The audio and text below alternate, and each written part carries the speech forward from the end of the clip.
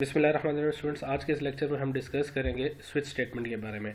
इससे पहले कि हम स्विच स्टेटमेंट को डिस्कस करें, हम एक प्रोग्राम देखते हैं जिसमें हमारे पास एक दो नंबर्स हम इनपुट लेंगे यूज़र से और उसके बाद ऑपरेटर इनपुट लेंगे, प्लस माइनस मल्टीप्लाई डिवाइड, और जो ऑपरेटर यूज़र एंटर करेगा उसके ऊपर हम वो ऑपरेटर अप्लाई करेंगे। तो हम इस प्रोग्राम को इफ़ के थ्रू ज़रा सॉल्व करते हैं। इंट नंबर 1 कॉमा नंबर 2 सी इन नंबर्स इनपुट ले लेते हैं 4, और जो ऑपरेटर यूज़र एंटर करेगा सी आउट एंटर नंबर 1 सी इन नम 1, इसी तरीके से सी आउट एंटर नंबर 2 सी इन नम 2, और फिर हम क्या कह रहे हैं, एंटर द ऑपरेटर। तो cout enter operator plus minus multiply and divide, इनमें से कोई ऑपरेटर देगा तो सी इन ऑपरेटर। अच्छा, अगर आपके पास if operator is not equal to plus and operator is not equal to minus, अगर आपका ऑपरेटर माइनस भी नहीं है, and operator is not equal to multiply and operator is not equal to division. तो इसका मतलब आपका जो ऑपरेटर है वो एक इनवैलिड ऑपरेटर है, तो हम इसको रिपीट करवाएंगे यहाँ से। ठीक है, तो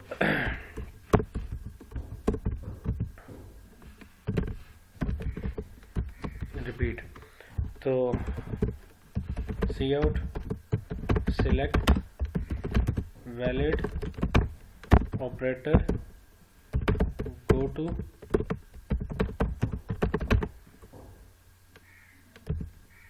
repeat, यहाँ पे मूव करेगा।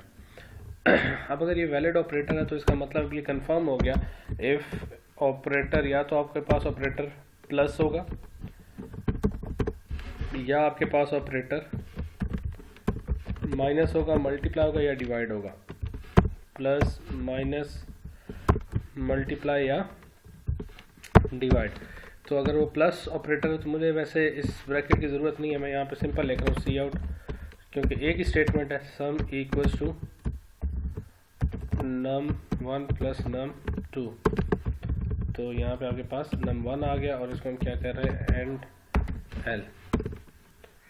तो इसी स्टेटमेंट को मैं कॉपी करूँगा और यहाँ पे पेस्ट कर दूंगा, कॉपी पेस्ट,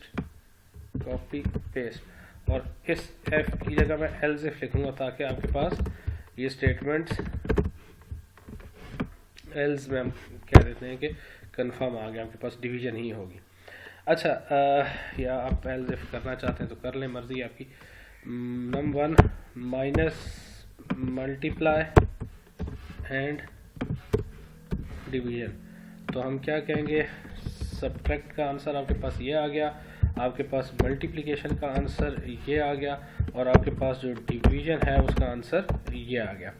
अब स्टूडेंट्स, ये जो पर्टिकुलर प्रोग्राम था हमारे पास, ये हम पहले भी डिस्कस कर चुके हैं। इस पर्टिकुलर प्रोग्राम को हम स्विच स्टेटमेंट के साथ भी कर सकते हैं। अब स्विच स्टेटमेंट कहाँ पे अप्लाई होगी, ये चीज़ आपने जहन में रखनी है। जहाँ पे आपके पास इक्वलिटी यानी डबल इक्वल्स आपके पास आ रहा होगा, वहाँ पे आप यूज़ कर सकते हैं स्विच स्टेटमेंट को भी। रेंजिंग वैल्यूज़ के साथ स्विच स्टेटमेंट यूज़ नहीं होगी, मतलब ग्रेटर दैन, लेस दैन, ऐसी वैल्यूज़ के ऊपर हम स्विच स्टेटमेंट को अप्लाई नहीं करेंगे।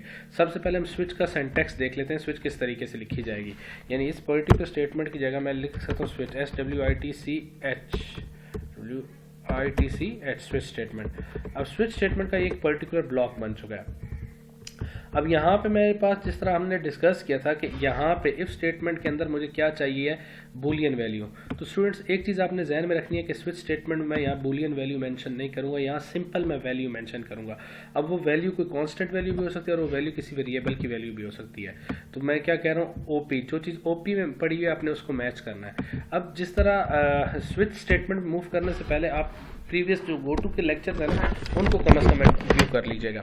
अच्छा, स्विच ऑपरेटर केस अब केस एक रिजर्व वर्ड है, केस के बाद आप बताते हैं क्या चीज़, प्लस के बाद और फिर आप क्या लिखते हैं, ब्रेक। अब इसका मतलब है ये जो पोर्शन आपका बना केस और ब्रेक का, ये एक पर्टिकुलर पोर्शन है, इसके अंदर मैं जो भी कोड लिखूंगा मैं मेंशन कर सकता हूँ। सी आउट, क्या लिखना चाह रहा था मैं, cout sum equals to num1 plus num2 endl. अब स्टूडेंट्स ये जो ब्रेक की स्टेटमेंट है क्या करेगी, जब भी इस ब्रेक की स्टेटमेंट एग्जीक्यूट होगी स्विच से बाहर आ जाएगा। ब्रेक की स्टेटमेंट सिर्फ दो जगह पे इस्तेमाल होती है, या आपके पास किसी लूप के अंदर इस्तेमाल हो रही होगी या आपके पास स्विच के अंदर इस्तेमाल हो रही होगी। अगर ये ब्रेक की स्टेटमेंट किसी इफ़ के अंदर आपको नज़र आ रही है तो वो इफ़ की स्टेटमेंट या तो किसी स्विच के अंदर लिखी होगी या किसी लूप के अंदर लिखी होगी। हम बाद में इसको मज़ीद भी आगे डिस्कस करेंगे। खैर यहाँ पे हम ये बात भी बताता चलूँ कि ये ब्रेक की स्टेटमेंट यहाँ पे ऑप्शनल है, मैंडेटरी नहीं है। अब कॉलन लगा हुआ है, इसका मतलब है ये क्या चीज़ होगी। अब यहाँ पे भी आपके पास रिपीट किया गया कॉलन था, ये क्या था, लेबल। तो ये भी आपके पास स्विच के अंदर लेबल्स ही आप बना रहे हैं, पर लेबल बनाने का तरीका कार क्या है, यहाँ पे आप उससे पहले रिजर्व वर्ड लिख देते हैं केस। अब लेबल का नाम यहाँ पे क्या बना हुआ है, प्लस। अब यहाँ पे भी आपके पास बैक एंड पे इसके गो टू स्टेटमेंट इस्तेमाल हो रही है, एक जंपिंग टेबल मेंटेन हो रहा है जिसकी बेस के ऊपर ये सारी चीज़ें वर्क कर रही होंगी। हम इसको अभी डिस्कस भी करते हैं। इसी तरीके से आपके पास case plus minus multiply and divide plus minus multiply divide. Let से मैं ये स्टेटमेंट ना लिखता तो मेरे पास ये चांसेस थे कि मेरे पास डिवाइड के अलावा कोई ना कोई ऑपरेटर आ जाए। अगर मेरे पास ये चांसेस थे कि मेरे पास डिवाइड के अलावा कोई ना कोई ऑपरेटर आ रहा है तो फिर मैं क्या बताता कि वो ऑपरेटर इनवैलिड है। तो मैं लिख रहा हूँ डिफ़ॉल्ट। अब डिफ़ॉल्ट कब एग्जीक्यूट होगा, जब आपके पास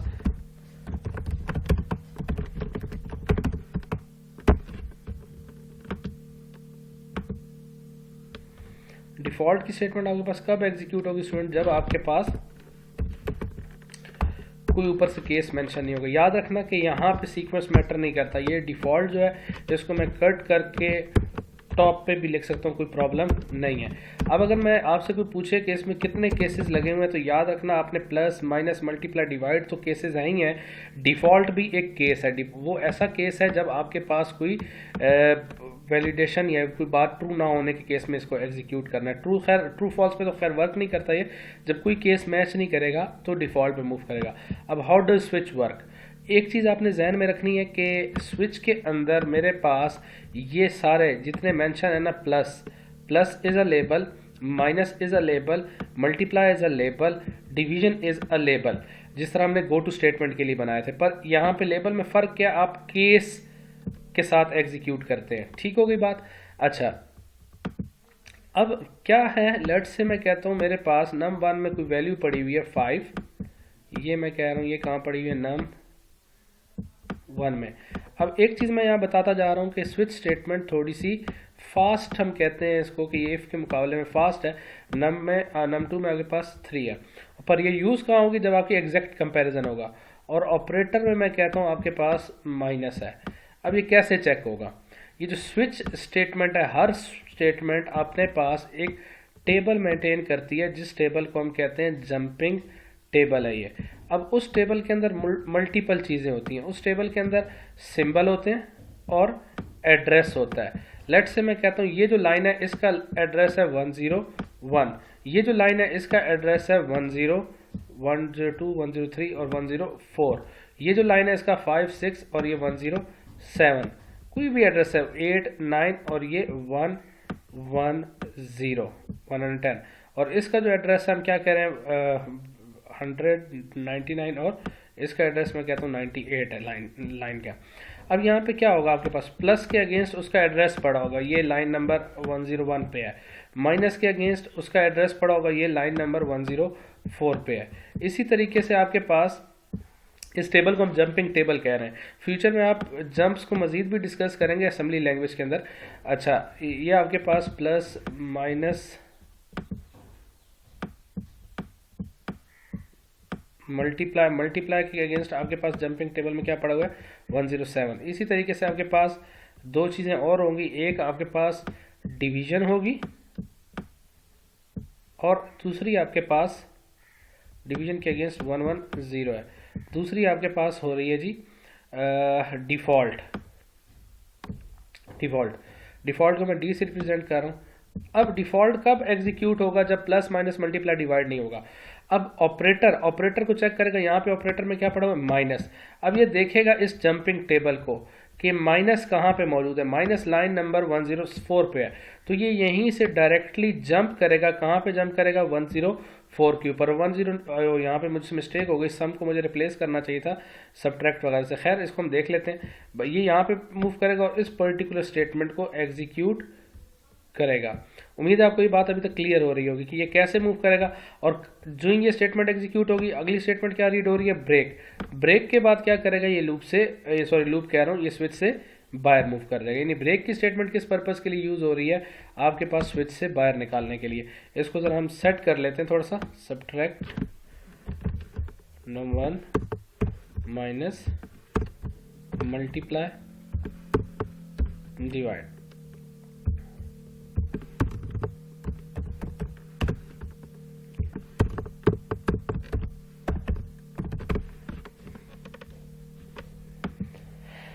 अच्छा, तो हम ये बात कर रहे थे, अब ये डायरेक्टली यहाँ पे मूव करेगा। अगर इस ऑपरेटर में पड़ा होता मल्टीप्लाई, तो ये किसको चेक करता? मल्टीप्लाई कहाँ पे है? 107 पे।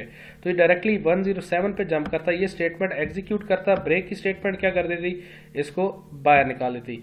अब मैं जो स्टेटमेंट बोलने लगा हूँ, इस स्टेटमेंट को आपने जहन में रखना है। स्विच एक जगह पे जंप करेगा जंपिंग टेबल को देखते हुए, और जो भी जंपिंग टेबल में एड्रेस आ रहा है उसी ऑपरेटर, लेट से मैं कहता हूँ माइनस आया, तो माइनस वाली स्टेटमेंट पे ये जंप कर जाएगा और इससे नीचे सारा का सारा कोड उस वक्त तक एग्जीक्यूट करेगा जब तक ब्रेक की स्टेटमेंट अपीयर नहीं होती। उम्मीद है आपको बात समझ आई होगी। आने वाले लेक्चर में हम मजीद इसी प्रोग्राम को डिस्कस करेंगे।